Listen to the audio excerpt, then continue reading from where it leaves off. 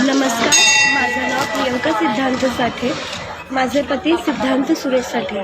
माझ्या पतीला कावीळचा त्रास 2 वर्षापासून खूप जास्त होता. त्यामुळे त्यांच्या लिव्हर आणि किडनीवर खूप परिणाम झाला.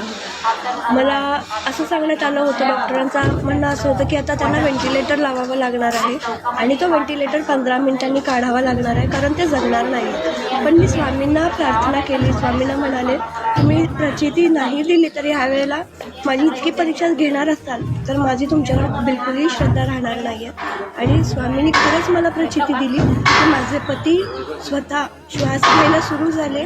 त्यांचा श्वास तो पुन्हा आला आणि माहिती नाही, पण ते आता स्वतःहून स्वामी भक्त झालेले आहेत आणि आम्ही सर्व स्वामी भक्त आहोत आणि स्वामींची आम्हाला खूप जास्त प्रचिती आलेली आहे. धन्यवाद.